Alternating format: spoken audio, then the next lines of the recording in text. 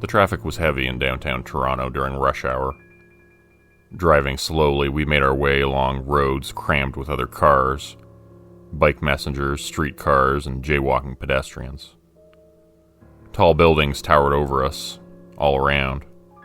Glass-walled skyscrapers and concrete behemoths. Stopped at a red light adjacent to an alley, the stench of a dumpster overfilled with week-old seafood waste and used diapers wafted over, making me gag. We were on our way to a baseball game, and my brother had found a cheap parking lot online. The only catch was it was a bit of a hike to the Rogers Center, where the Blue Jays played their games. It was taking forever to get to the discount parking place, immersed in the heavy traffic. At one point it took us 15 minutes just to make a right turn, due to the constant crush of pedestrians and car traffic. It was a hot day and I was getting sick of driving, sick of other people flaunting their utter contempt for every single traffic law, not to mention basic human decency. The idea of 30 more minutes fighting through city streets was too much to bear, and I pulled into the next underground parking garage I saw, telling my brother Noel that I would pay whatever the cost was for myself. He looked shocked. This place would likely be triple the cost, but shrugged it off and said I could do what I liked. The steel sliding door rolled up on its tracks to let us in, then closed down shut behind us, drenching the tunnel in near total darkness. I had to stop the car, turning on my headlights to see as we wound our way downwards into the parking structure. There were very few signs in the dimly lit garage, only one-way street arrows pointing to the left, then to the right, telling us where to go. All the parking spots were filled near the top, so we continued going down the ramps, deeper and deeper into the parking structure. Cars were parked in every single spot, and there were none to be had as we went down through levels A, B, C, D, E, F, G, H, I, J, K, L. Wow, this is starting to get ridiculous, I said as we entered Section T. Whoa, I've never seen a parking garage that goes down this far. Noel marveled as we turned another corner and descended even deeper. I started feeling dizzy from the constant turning in circles going down the ramps of the parking structure. Slowing down, I felt woozy for a moment, then started driving again, slowly at first. It felt like it was hard to breathe so far down beneath the earth. The air was thick and suffocating. Oh, this place is huge, Noel said as we got down to level X. It was starting to get more and more unsettling, driving downwards in the darkness. It was just a never-ending sea of black cars, I noticed. Every single one looked identical after a while, like they were mirror images of each other. They all had dark, tinted windows and no logo to distinguish the brand, make, or model. Yo, this place is starting to creep me out. Can we go back? Just reverse out of here, man. There's nobody behind you. I tried to go backwards, but found there was a steel sliding door blocking the path going up. It seemed that they were automated to let us go through, but then came back down once we were past. All of them functioned seamlessly on sensors so that we hadn't even noticed them, but I imagined dozens of them leading all the way back up and blocking our path. Something occurred to me suddenly. Have you seen any other doors than those? Any stairs leading out of here? He shook his head, lines of apprehension furrowed into his face. No, I haven't seen any people down here other than us either. We got out of the car and tried to lift up the steel door. Straining with all of my strength, I tried to pull it up from the ground, but it wouldn't budge. There was no help intercom or any other way of getting a hold of people running this place. Frustrated, I pulled out the tire iron from my trunk and drove it between the pavement and the door, trying to pry it open. It wouldn't budge, even with all of my body weight trying to force it upwards. My hands were getting colder and going numb, and I realized it was chilly down here in the lower levels. Much colder than the balmy summer night up on street level. This was the first moment I began to suspect something was really wrong. Still, we had no choice but to keep going downwards, it seemed. There was nowhere else to go. After waiting for hours for someone to come through the door, we decided to try going forward a little ways more. I just hoped at some point the ramps would lead us out and would bring us back up to the surface, since that had been my experience with parking garages in the past. Why would anyone build a parking garage that had no exit, after all? I started driving again, my hands gripping the steering wheel with white knuckles. My breaths were coming far too quickly, and my heart was beating fast. I told myself to try and stay calm. Tried to convince myself this was okay. This was normal. Suddenly the letters on the walls indicating which level we were on began to change. After the letter Z, they stopped being recognizable from our alphabet, or from any other that I'd seen on Earth. They appeared ancient and druidic, carved into the stone with precision. Other than that, the place was the same. Dim, flickering fluorescence, glowing overhead. Black cars going on forever as we went down each row. Only the light seemed to be getting dimmer with each level we went down. And it was getting colder, too. I turned on the heater, trying to warm up the car. That was when I noticed my breath was pluming frostily into the air with each breath, as was my brother's. "What the hell is this place?" Noel asked. I didn't have any answer. The structure made no sense. It wasn't really a parking garage, though. That was becoming abundantly clear. We kept going down, deeper and deeper, feeling like Indiana Jones and his companions exploring a never-ending underground cavern. But there was nothing to see, other than rows of black cars, one after another, each level the same, until they weren't. At a certain point, the architecture seemed to look wonky. I don't know how to describe it other than that. It was like a kid had drawn up the plans for it, instead of a professional engineer or architect.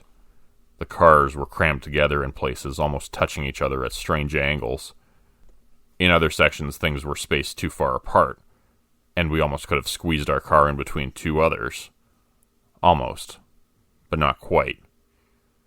And even if we could, there was nowhere to go. We had already established that there were no doors or stairs leading anywhere, no elevators or other points of egress either. As we went down to the next level, the car's roof almost scraped against the ceiling, the wheels nearly lifting off the ground as we rounded the bend on the uneven ramp. "Yo, this place is seriously freaking me out," my brother said, gripping the oh shit handle on his side of the car. "Me too, man. Me too." Clearly, going down further was not working. We were just getting deeper and deeper into the dark abyss of madness that this place held within it. But getting out of the car was no longer a viable option. We were dressed in t-shirts and shorts, since it was a hot summer day outside.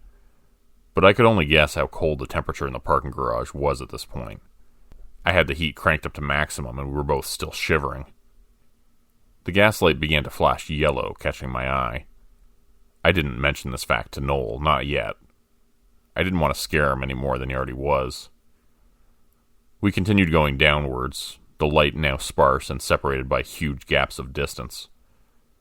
Sometimes only one defective light was flickering for an entire level, and entirely absent on others. Our surroundings continued getting stranger and stranger, no longer resembling a parking garage, but a cavernous hellscape. The darkness and the feeling of suffocating beneath the ground was becoming impossible to ignore.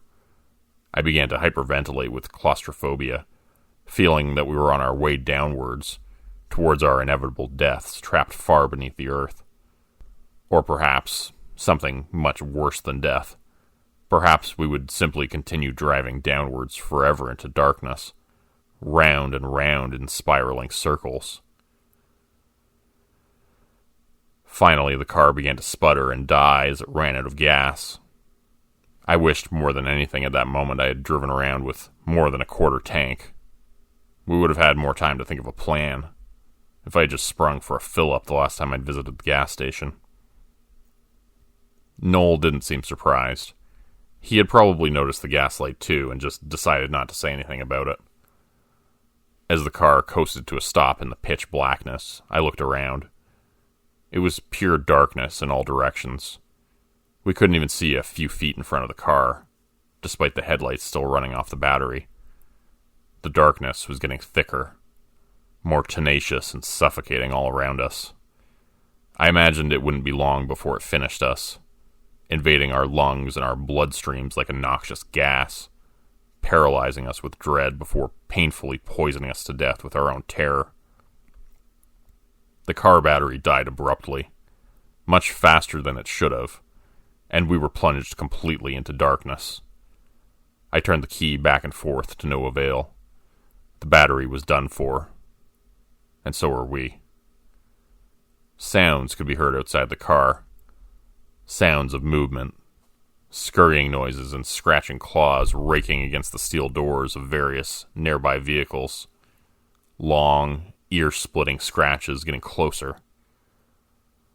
Something began to bump against the right side of the car, jostling it to the other side as we shivered from the cold and grabbed hold of whatever we could to brace ourselves for what might come next.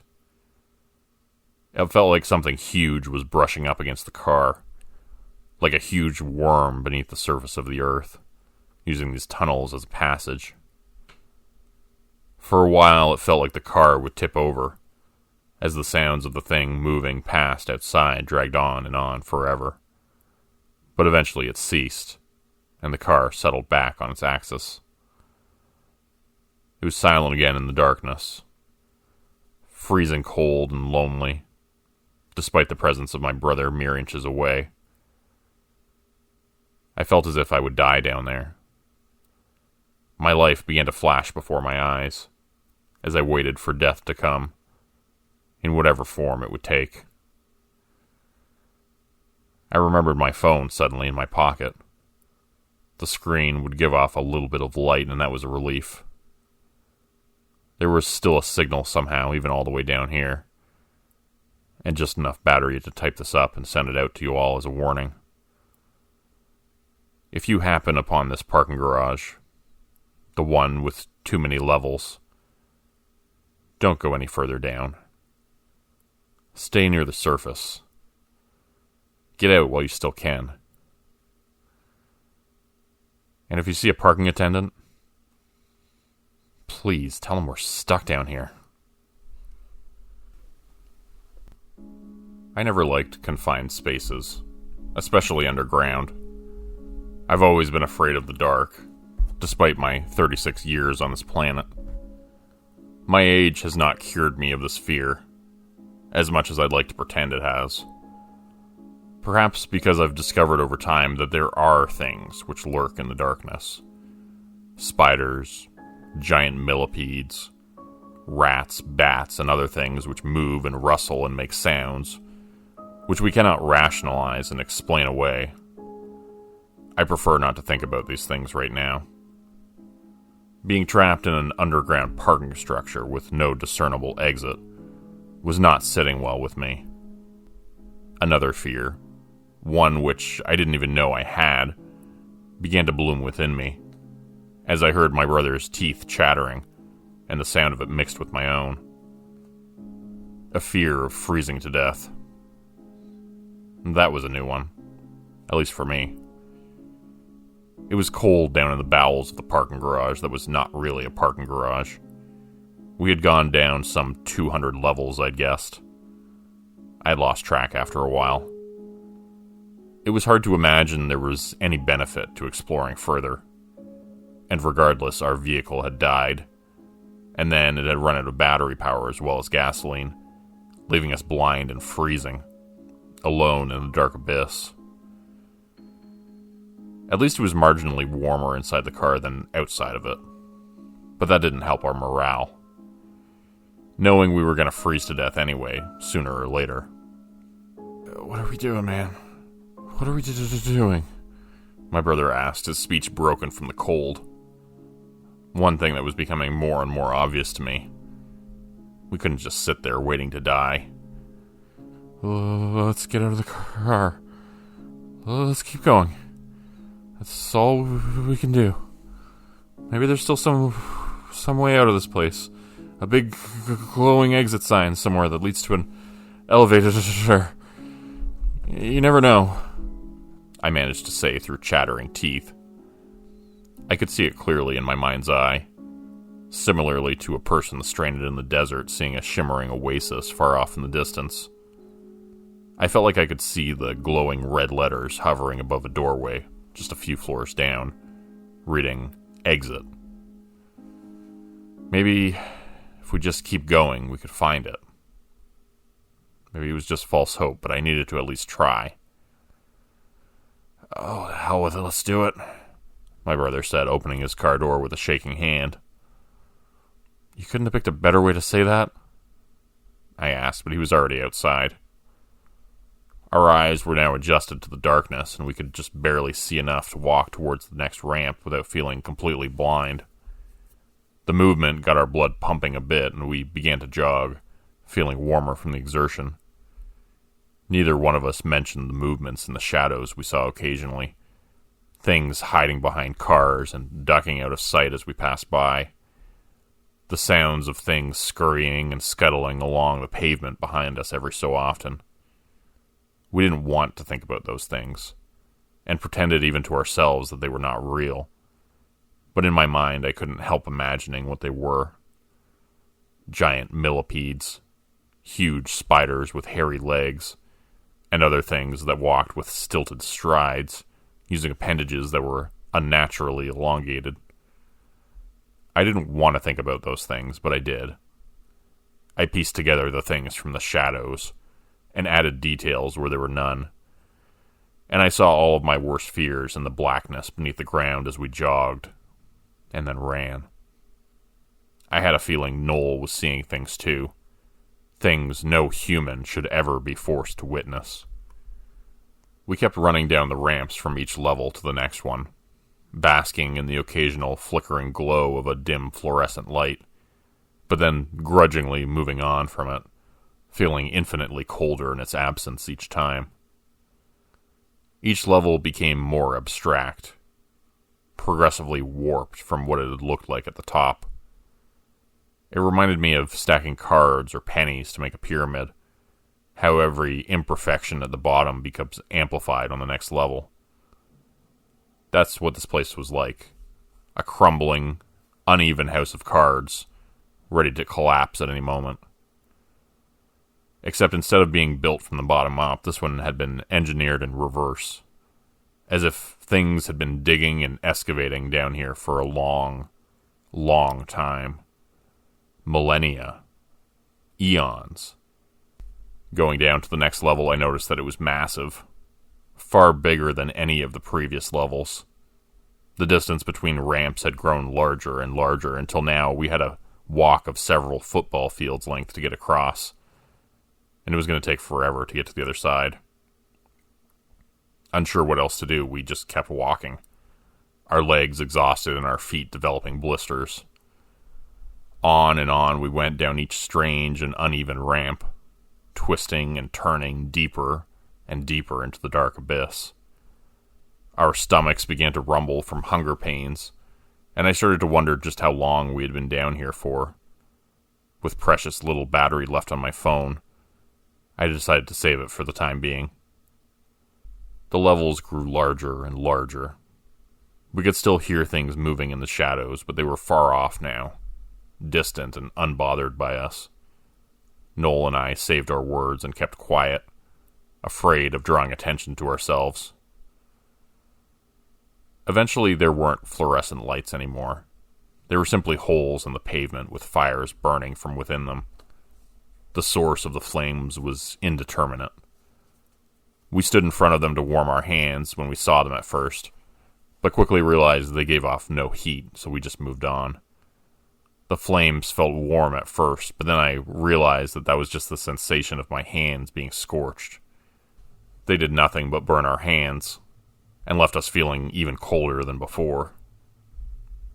We moved on, and I struggled to process what was happening, to make any rational sense of it. It felt as if my brain could snap at any second.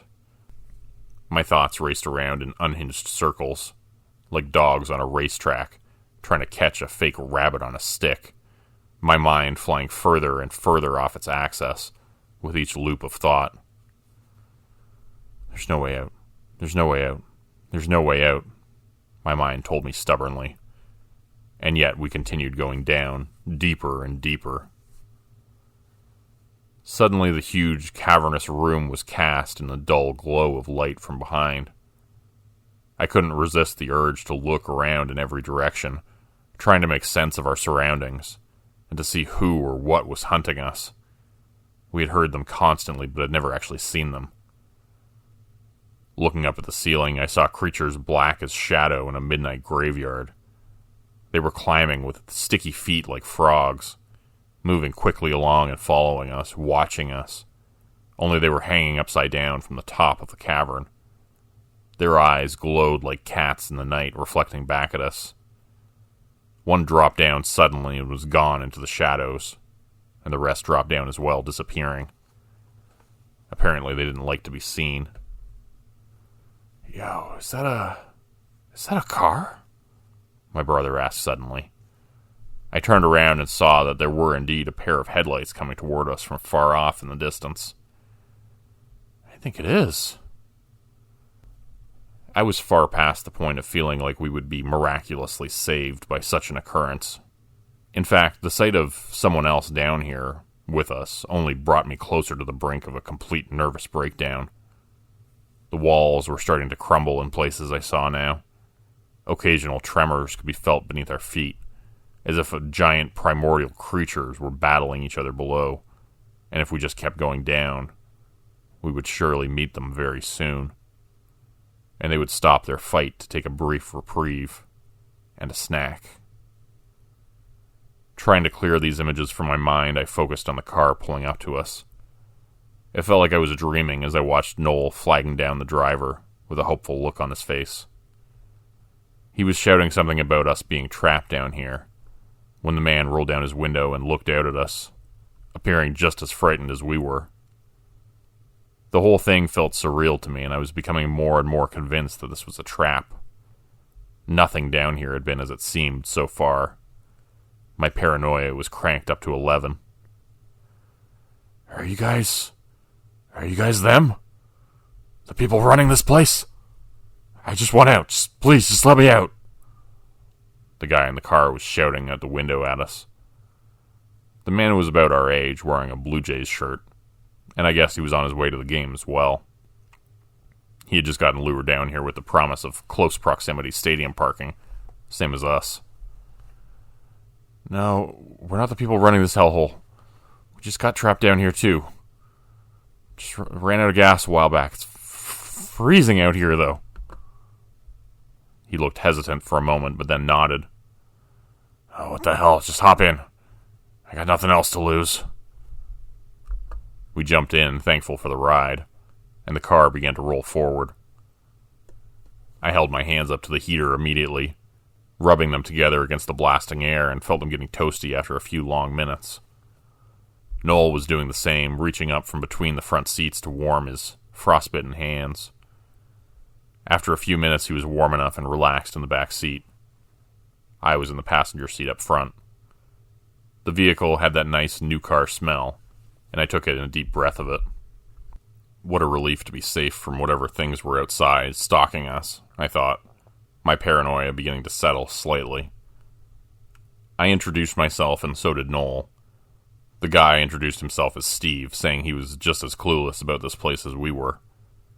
He told us he had been on his way to a baseball game as well before this happened.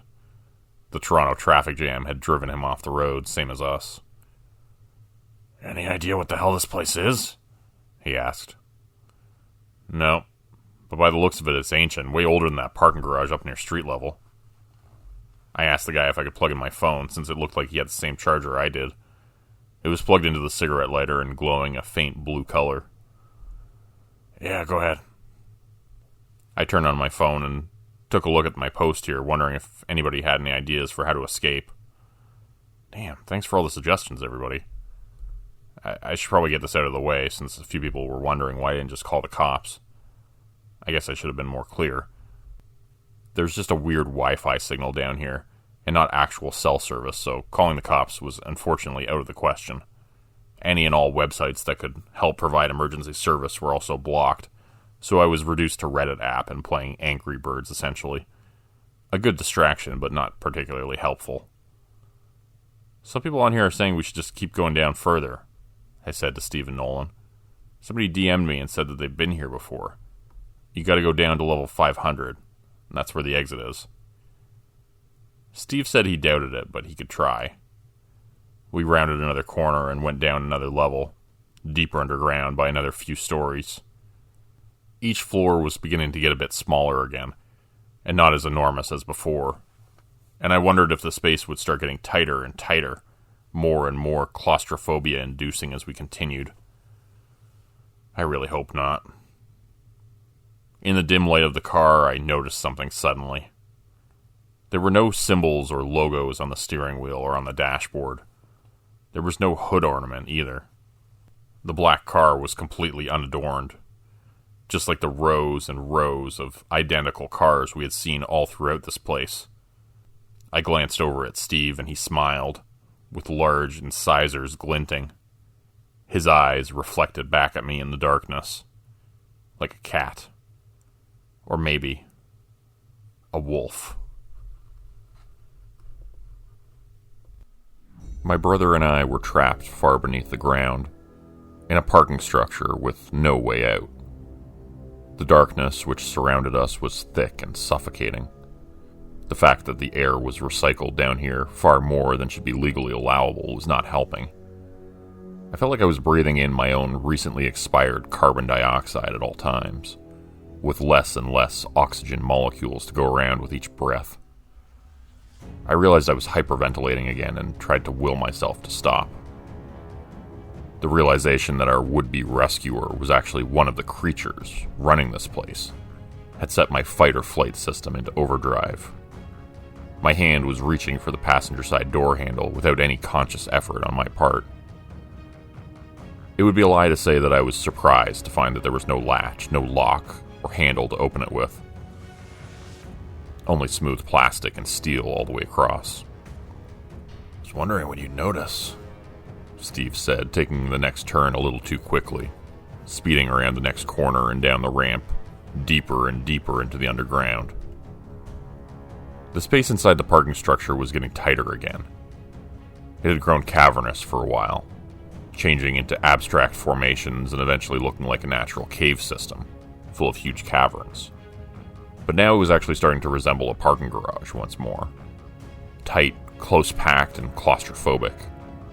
Lines which were not straight, but painted in that familiar jaundiced yellow shade, began to designate spaces for cars to park. They were all full, of course. "Notice what?" Noel asked from the back seat. "There's no logo on the steering wheel," I said quietly, realizing it was pointless to pretend. My face had spoken volumes as my eyes widened in fear, registering the fact that this car was not from our world. It was from down here. And so was Steve. "Oh, shit." Steve pressed down hard on the gas pedal, spinning the wheel like a stunt driver as he went down another level. He was accelerating through the turns, not slowing down as one usually would. Flickering fluorescent lights overhead began to race by, faster and faster, reminding me of the water ride scene in Charlie and the Chocolate Factory. Steve began to laugh maniacally as the lights illuminated his face in brief flashes. We sped past a never-ending parade of black cars, tightly packed together in long rows. They were sitting at warped angles and scraping against one another, as if they were life-size Hot Wheels lined up haphazardly by an enormous, disgruntled toddler. The ceiling was getting lower, and looked close to the roof of the car as we went down yet again, around the bend of another ramp's distorted parabola. The vehicle kept gaining speed, and I grabbed the dashboard for support, since there was nothing else to hang on to. "What the hell do you want from us? Why don't you just let us leave?" I asked, tensing up and slamming my foot down hard on the imaginary brake pedal on my side of the car. He didn't answer, simply sat behind the steering wheel, grinning, laughing, and turning each tight corner quicker than the one before, looking unconcerned with the speed. I felt like I could vomit at any second. Noel looked at me and made the gesture as if to choke the guy from behind. I wondered if it would do any good. It was worth a shot, I guess, with no rational justification for the thought. Nodding at Noel, I waited for what would come next, ready to grab the steering wheel if necessary. At this rate, it seemed certain we would crash and he would kill us, for sure, if the car got any faster. "Let us out of here, you freak!" Noel screamed, putting his forearm around Steve's neck and grasping his other bicep with his hand. A perfect chokehold by the looks of it. Except that Steve didn't seem bothered by it. It occurred to me immediately that, of course, that made sense. He was probably a demon or some other sort of dark creature born of this abyss. He seemed not to require any air. Why would an underground creature need air? But instead looked satisfied with having none. The man continued laughing soundlessly, then let go of the steering wheel with surprising speed, just as we were coming around the final bend of another ramp. Before I could even react, the car slammed with violent force into a black sedan parked the next level down. The world exploded into a deafening bang, glass and plastic flying everywhere. Airbags that felt like they were full of lead deployed, slamming me hard in the face and knocking me unconscious. When I woke up, Steve was gone, and we were alone once again. "What the hell was the point of all that?" I muttered. Noel had no answer for me. He shook his head, blood trickling down his ear and from his scalp. Why had they just abducted us to let us go again? It seemed to be of no benefit to anyone. We had just managed to travel a few dozen floors further down. But that's where we were headed anyways. Why would the creatures running this place try to help us? Maybe because we were freezing to death? Had they actually been trying to save us? I wonder if they wanted us to get to the bottom. I said out loud to nobody in particular. Noel was trying to get the car started again, but the key in the ignition was just causing an annoying chiming sound. It wouldn't turn over no matter how many times he tried. The front end was smashed in and the engine was no longer functioning by the looks of it. There was no way we could keep driving it, we both realized quickly.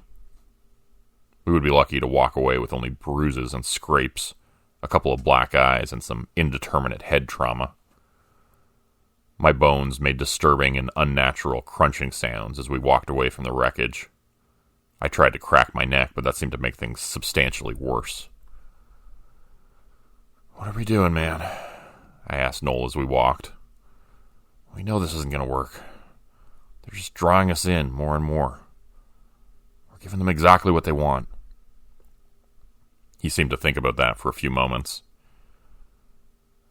"You know what? Maybe we are doing what they want.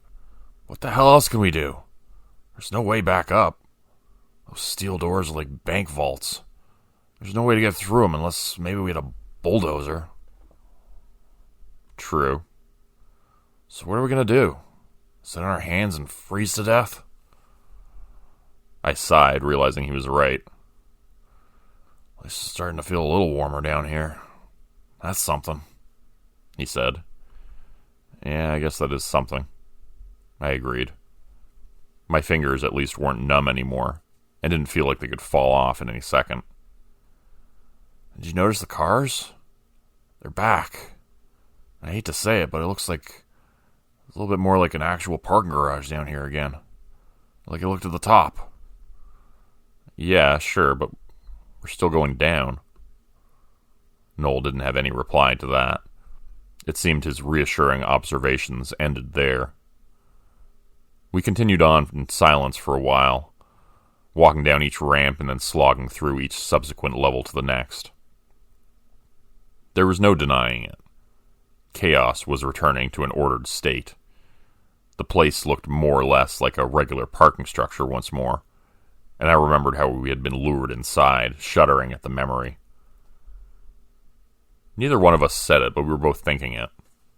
What if things started getting weird again, like the first time? What if we just kept going down and cycling through levels of ordered normality, then more madness, just to go back to normal again, over and over and over again? That thought made me feel a little squirrely in the old noggin again, so I just tucked that mental image neatly away in the brain folder I had for such things. Far, far back at the filing cabinet. That was my memory bank. Far, far at the back of the filing cabinet, that was my memory bank. I didn't want to think about that now. I really didn't. We got to the bottom of the next ramp, and I walked straight into a steel sliding door. I had been looking at my feet. Noel was a few yards back, staring at the door. At the top, written on a white sign in red letters, were the words, "Street Exit." Huh? I looked around for a button, a way to make the door go up, suddenly feeling like a diver about to surface, desperate for a hit of sweet, sweet air. There was a little intercom box beside the door. It said, "Push button for assistance" on it, and I wondered where it had been all my life. Specifically for the last day or more, we'd been trapped underground looking for a way out. I pushed the red button. A garbled voice came from the speaker. "Help you?" "Can you let us out, please?" I asked, waiting for the maniacal laughter to start right on cue. "Have an after," the voice said back, distorted and broken by static. "Have a nice day," it had said, I realized as the door rolled up on its tracks. The sun was shining outside, so bright it caused us to shield our eyes with our hands. It took a few long moments for my eyes to adjust. I was afraid, waiting for the light to become tolerable to look at. I had no idea what would be out there. We had never come back up from the bottom of the parking garage. There was no way we were back at the entrance somehow. This had to be another trick. And yet my mind registered the sounds of cars driving past, people walking and talking, birds singing and bees buzzing as they flew through the air, stopping at flowers to make their withdrawals and deposits of nectar. I blinked my eyes and looked to see the world as I had always known it, all around us. We were at the surface. Startled and confused, I spun around expecting to see the ramp going up. Instead, it was leading back down into the darkness. "What the..." I trailed off, unsure what to say. "How..."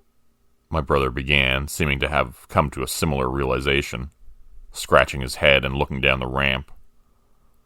This parking garage was even stranger than it seemed, apparently. It defied all reason and logic, and the laws of physics as well. Instead of going up as the ramp should have, it was now aimed straight back down, as if it had flipped upside down when we turned around. We stepped out into the sun and looked up to see a skyscraper towering above us, the windows made of glass. Inside, people could be seen working at desks and drinking their morning coffee.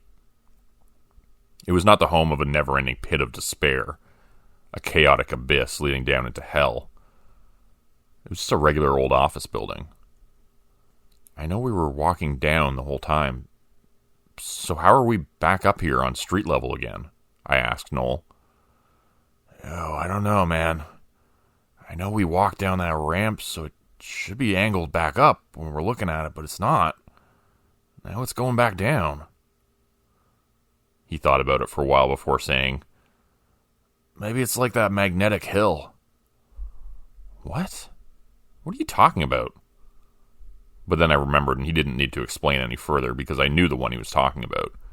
It was a semi-famous tourist attraction near us, where people could put their car in neutral at the bottom of the hill, which appeared to go up, and could sit inside while the car was pulled up to the precipice by a magnetic force.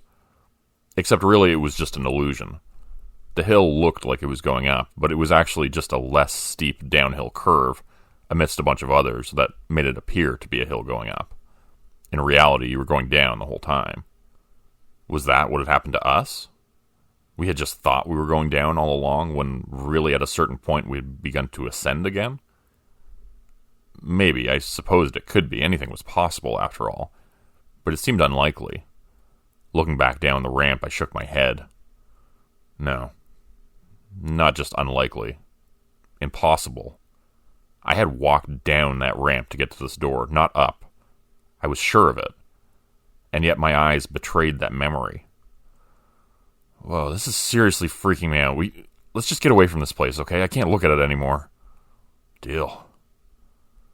The two of us started walking again, leaving the parking garage behind. I looked with disbelief at the street signs and the billboards all around us. At first glance, it was all normal. After satisfying ourselves with the fact that we were finally out of that dark hellhole beneath the ground, I flagged down a taxi.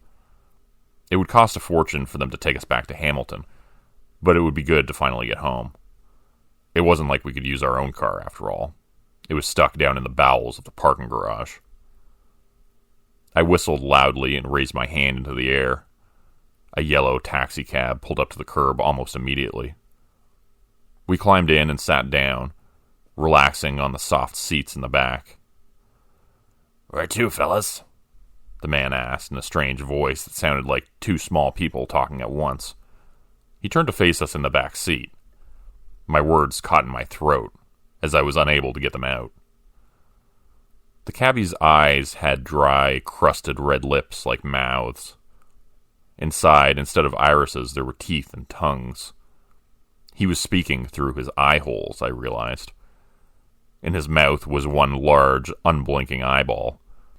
It opened and closed, observing us passively, then made a grave-looking frown. Then he began to scream. The sound of it was awful, sharp and ear-splitting.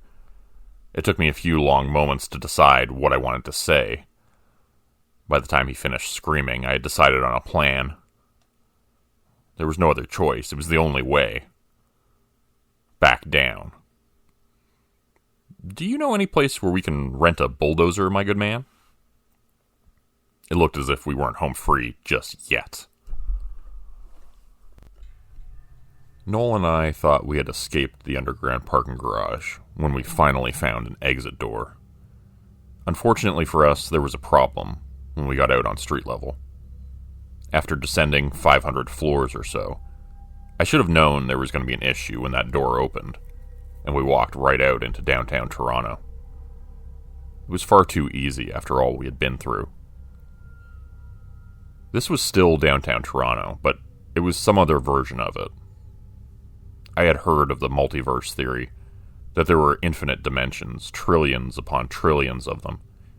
Some versions were only slightly different from ours, while others were completely unrecognizable.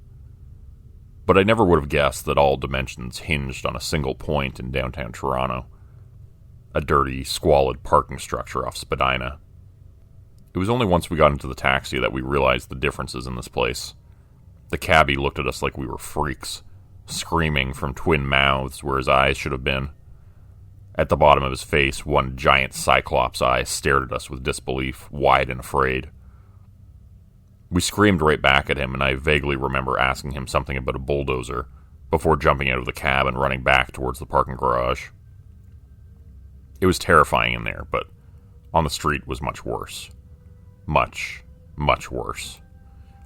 Every cycloptic stranger we passed glared at us with mounting suspicion, some whispering to each other and hurrying away with quick steps. I heard a few stifled screams, and one woman dropped a bag of groceries she was carrying and simply ran in the opposite direction at the sight of us. This was not our world, and who knew what they would do to us here if they found out about our existence? Fear of what might come to be started to rise up within me more and more. We were far too exposed on the busy downtown street. I imagined other aliens who looked like the cabbie, but they wore white lab coats and had us strapped to steel tables while they prodded us with long needles and electrodes, torturing us with never-ending experiments. We couldn't risk that happening, and I told my brother we had to get back to our world as quickly as we could. The steel sliding door was closed when we got back to the parking garage. We pounded on it with our fists and waited for it to go up, but it didn't. I noticed a discreet intercom to the left of the parking garage entrance. After pushing the button, a fuzzy, distorted voice came back. "Can you let us in, please?" No, no for those vehicles. No for pedestrians. What the hell is she saying? Noel seemed to have better ears than I did. Ah, shit. Not without a vehicle. No pedestrians. Oh, no. It was difficult to hide our faces from the passing people as we milled about near the entrance, loitering while we waited for a car to go inside. We put our hands over our faces and sat against a nearby wall, hoping to avoid detection while we waited for our opportunity. Luckily, within about 5 minutes, another car came by and pulled up to the automated door. It rattled open and we ran over, ducking inside just as the door closed behind us. The ramp led down into the darkness, and I felt immediately as if something was wrong. This just looked like an ordinary parking structure now. We got down to the first level and saw families getting in and out of their cars, Cyclops people with upside-down faces who were coming and going, living their lives, going to work with briefcases in hand or returning to their cars from shopping trips, with handfuls of bags stuffed with clothing and other items. In other words, it was just a regular parking lot, not the weird, never-ending, bottomless one we'd visited previously. Yeah, what the hell? Noel muttered as we went down another level. It's the same building, right? This isn't it, though. How do we get back? I wish I knew, man. We went down level after level, going down the ramps instead of using the stairs like we were supposed to. It was how we had gotten there, after all. But it drew attention to us. By the time we got to the bottom, it was clear this was not the same place. The ramps going down ceased abruptly, and we noticed there were security guards waiting for us on the quiet, lowest level where nobody had parked. What the hell do you boys think you're doing? Let me guess. You don't even have a car down here. We've been watching you on the cameras and...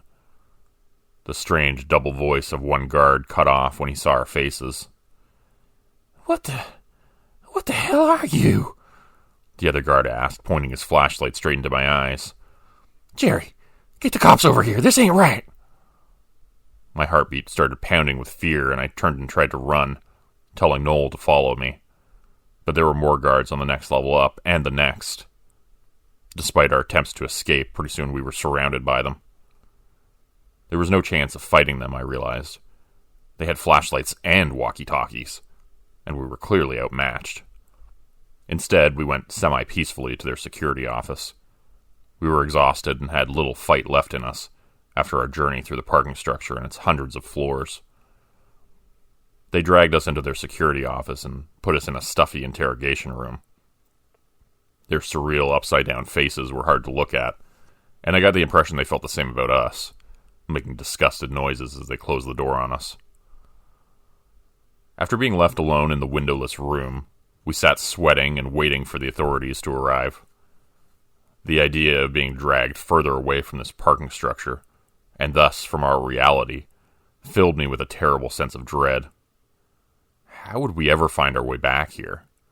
Would we be stranded in this dimension forever, forced to endure the aforementioned torture and experiments by cycloptic aliens in white lab coats? My panicked, terrified thoughts were interrupted when a picture frame fell off a wall across the room from where we were sitting. I noticed the floor was rumbling slightly beneath my feet, and my heart rate began to increase rapidly. Was it the demons? Were they coming after us? There was a muffled ding sound that could be heard from behind the wall. Then a vertical seam opened up in it.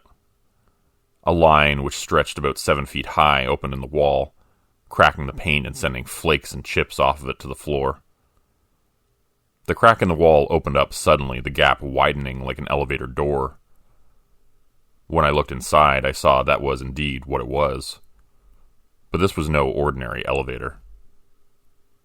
Standing inside of it were a pair of men in sharp-looking charcoal gray suits, wearing sunglasses despite the low light of the room. They were nondescript and clean-shaven, with their hair cut short and uniform. If I had been asked to describe them to a sketch artist 10 minutes after meeting them, I would certainly not have been able to.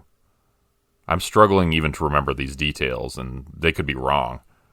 There's a chance their suits were blue, that they had long beards and weren't wearing sunglasses at all, but fancy monocles like the Planters Peanuts guy.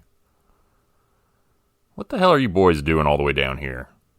the one on the left asked us. Or maybe it was the one on the right. I didn't know what to say other than the truth, so I told them what had happened. They looked at each other with concern. "Damn, another breach. We'll have to have a long chat with the boys downstairs. You can't be messing with the fabric of reality like this. Doesn't matter how bad the parking situation in hell is." "Well, I did say this was going to happen. You can't expect demons to build anything up to code." "Yeah, when you're right, you're right. And you would know. Idiots upstairs should have listened." Noel and I just looked at each other with utter confusion. Sorry, who are you guys?" They seemed to have forgotten we were sitting there and shrugged to each other, motioning for us to follow them into the elevator. "Don't worry about it, kid. Just looking out for people like you. That's our job." We got into the elevator and the wall closed up behind us, sealing us inside. And then the box began to go up. The numbers on the display went up as well. Then they turned into letters, then symbols. It cycled through faster and faster, and I felt my stomach getting forced downwards unpleasantly, my inner ears aching. "Here, kid, have some gum." One guy handed us both some grape-flavored Hubba Bubba, and we chewed it quickly, swallowing to try to get our ears to pop. They did after a while, and I felt marginally better, but still more scared than I've ever been in my life, as the elevator flew upwards at increasingly high speeds. "Can you guys explain what just happened, please?" I asked. "What's the deal with the parking garage?" The two guys looked at each other, but the one who looked more senior eventually nodded at the other. "Well, it started out as just overflow parking for the dicks downstairs, but eventually they started using it for other purposes. They're big on torture devices inspired by real-life transgressions down there. So, just for a hypothetical, imagine you're one of those people who parks in handicap spots and takes up 2 parking spots on purpose all the time. You end up roaming that never-ending parking lot for eternity. Pretty clever, I'd say, using it for both purposes. 2 birds with 1 stone and all that.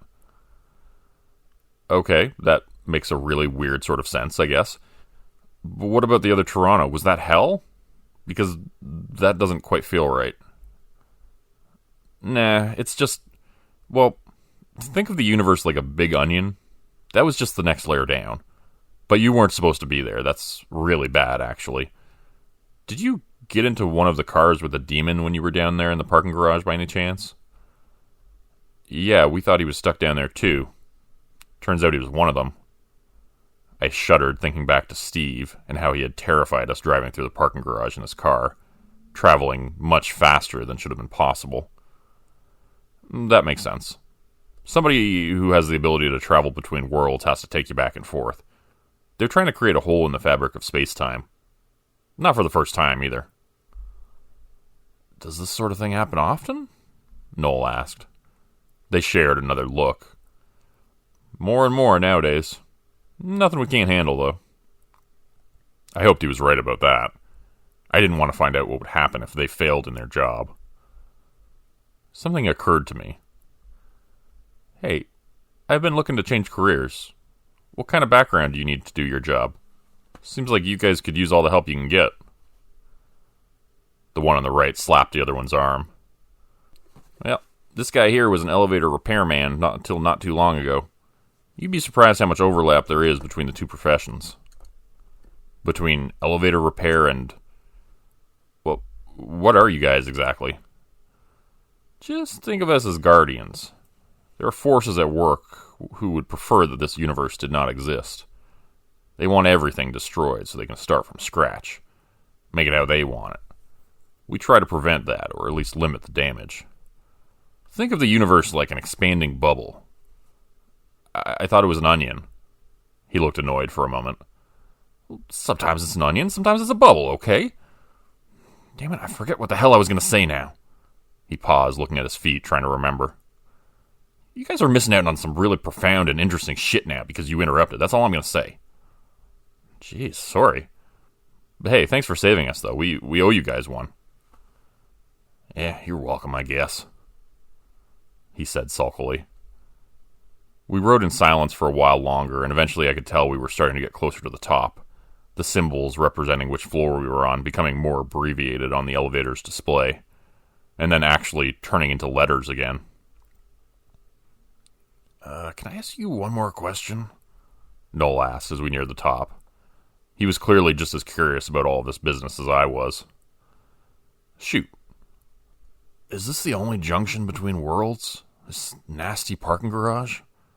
Because that's pretty messed up if it is. Nah, there's plenty of other ones. There's a giant oak tree, a late-night city bus, an old mall somewhere, not to mention that... That's just about enough of that, partner, the other man said, squeezing his shoulder. We try to keep a few secrets for ourselves, remember? Plausible deniability.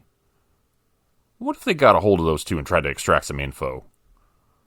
He looked at us and apologized for his friend. Sorry. He's new. Still working on the whole discretion part of the job. The other guy looked sheepishly at his feet again and apologized for oversharing. It's okay, just don't let it happen again. The elevator door rumbled open on its tracks, and the world as we knew it revealed itself to us once again. Here we are, GXR 187. Outside was the corridor of an office building. People with normal faces and the right number of eyes and mouths walked past us as we stumbled out of the elevator. The wall closed up behind us, but nobody seemed to take any notice. Whoa. Nobody even saw us come out of that interdimensional elevator, Noel said. You think it's got like a cloaking device or something? I looked around. No, I don't think so. Everyone was simply looking at their phones. Nobody paid us any mind as they stared at their screens. We could have had two heads, and they wouldn't have noticed. Or two mouths and one eye. We left the building and stepped out onto the street. I inhaled deeply and breathed in the smoggy downtown Toronto air, exhaling it with a cough and drawing glares from passerby. Home. Finally. We were home. Now that I'm safe, back in my apartment in Hamilton, I wish I could say to you all that everything is okay. That everything turned out all right. But I keep thinking back to the words of the man in the gray suit and what he said in the elevator. What if they get a hold of these two? I keep hearing voices in the darkness at night, from the shadows and the hidden places. Whispered voices and harsh tones. But when I check, there's nobody there. Maybe we aren't as safe as we thought. Maybe they're coming for me one of these days, to try to find out what I know. I wouldn't put it past them. The demons from the parking structure. I wouldn't be surprised if they came for me in my sleep.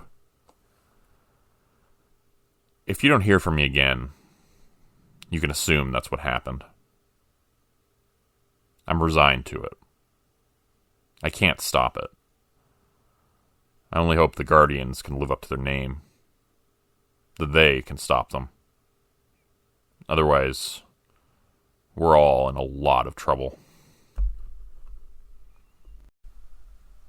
Today's video was supported by patrons like Mark from Earth, Crimson Muse, Joy Burton, Diane Showers. If you would like to help support the channel, please consider joining my Patreon page at patreon.com/Jordan Group Horror. And as a patron, you'll be credited at the end of every video going forward. And if you decide to stay for 3 months, I'll name a character after you, which will be featured in the next Hollow's End story.